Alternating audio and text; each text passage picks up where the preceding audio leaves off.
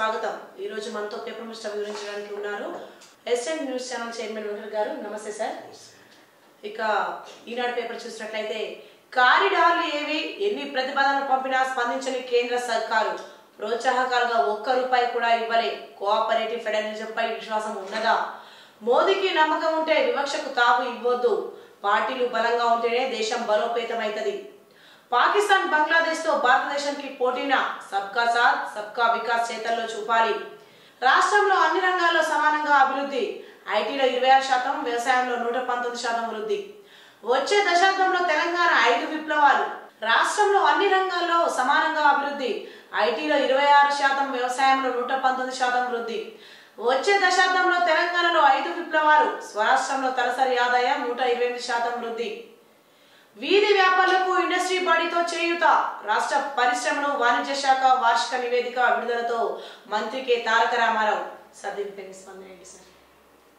వాస్తవానికి మరి కేటీఆర్ అన్నట్టు కేంద్ర ప్రభుత్వం రాష్ట్రాలకు సక్రమంగా నిధులు కేటాయించి వాళ్ళకి రావాల్సిన వాటా ఇస్తే అన్ని రాష్ట్రాలు కూడా అభివృద్ధి చెందుతాయి।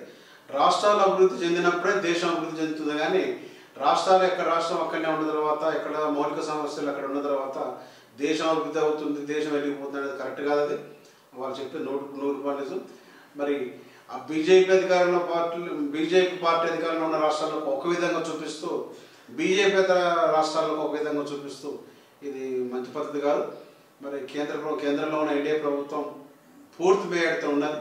మరి వాళ్ళు కూడా అన్ని రాష్ట్రాలను సమాన దృష్టిలో చూడాలి।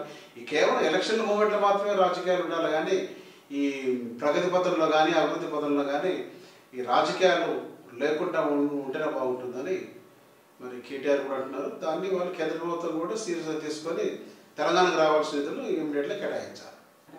ఇక నమస్తే తెలంగాణ చూసినట్లయితే కాంగ్రెస్ కు కులపిచ్చి, బీజేపీకి మతపిచ్చి, ఒకరిది కులపిచ్చి మరొకరిది మతపిచ్చి, టీఆర్ఎస్ కు అభివృద్ధి తపన, మంత్రి హరీష్ అన్నారు సార్। దీనిపై మీ అభిప్రాయం సార్?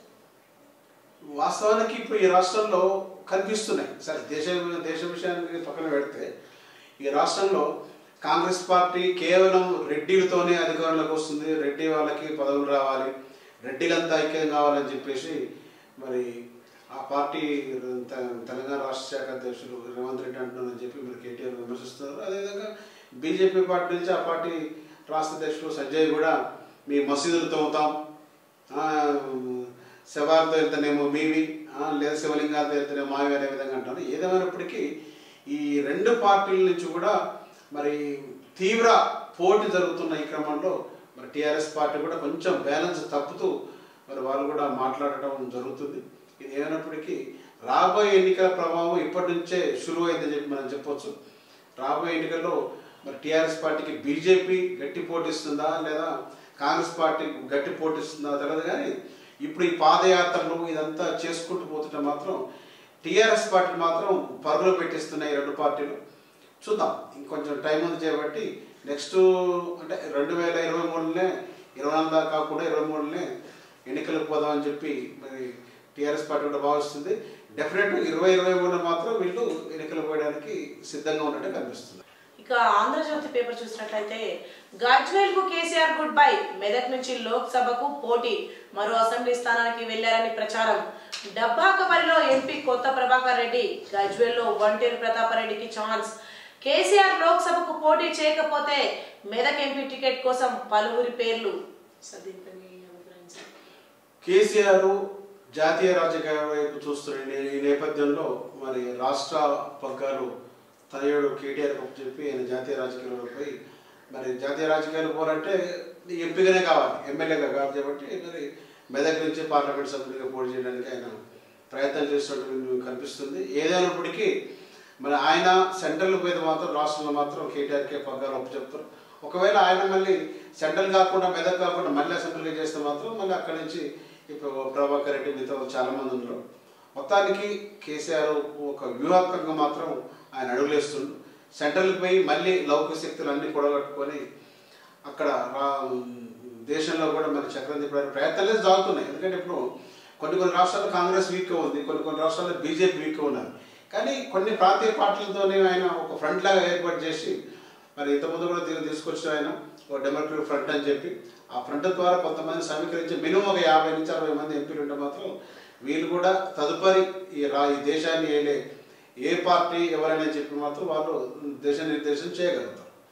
ఇక సామాజిక తెలంగాణ చూసినట్లయితే ప్రధానితో నేడు బీజేపీ నేతల భేటీ, హైదరాబాద్ కార్పొరేటర్లు నేతలకు మోదీ దిశానిర్దేశం.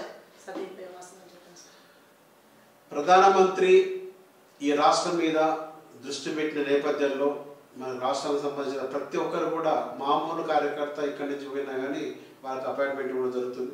అట్లాగే వాళ్ళకు కూడా ఒక 44-45 మంది దాకా బీజేపీకి కార్పొరేటర్లు గ్రేట్ హైదరాబాద్లో ఉన్నారు. వీళ్ళందరినీ కూడా మరి హైదరాబాద్ ఢిల్లీ పిలిపించి వాళ్ళకు ఒక జోష్ నింపడానికి మాత్రమే ఈ ప్రయత్నాలు చేస్తున్నట్టు కనిపిస్తుంది.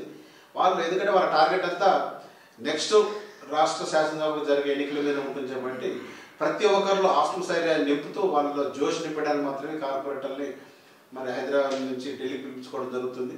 అంతేగాని మరి వాళ్ళు సపరేట్ నిధులు ఇస్తారంటే నిధులు ఏముండదు, అభివృద్ధి పదాలు ఏముండవు. కానీ వాళ్ళ పార్టీ వాళ్ళ ఎత్తుగడలు వాళ్ళు చేస్తున్నారు.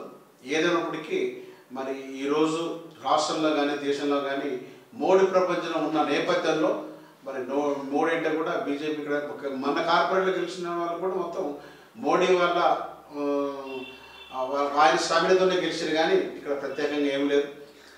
ఏదైనప్పటికీ ఈరోజు జరుగుతున్న పరిణామాలు చూస్తే మాత్రం బీజేపీ వాళ్ళు ఇక్కడ టీఆర్ఎస్ పార్టీని ఇరుకులో పెట్టడానికి ఎంత ప్రయత్నం చేస్తారు. మా టీఆర్ఎస్ పార్టీ చివరిదాకా మరి పోరాడుతుందా లేకపోతే ఇంకెవరైనా పొత్తు కలుపుకొని వాళ్ళతో సమైక్యమవుతుందో చూడాలి. ఇవి ఇవాళ పేపర్ ముచ్చట్లు. మరికొన్ని పేపర్ ముచ్చట్లతో మళ్ళీ కలుద్దాం. అంతవరకు చూస్తూనే ఉండండి ఎస్టే న్యూస్, మన కోసం మన ఛానల్.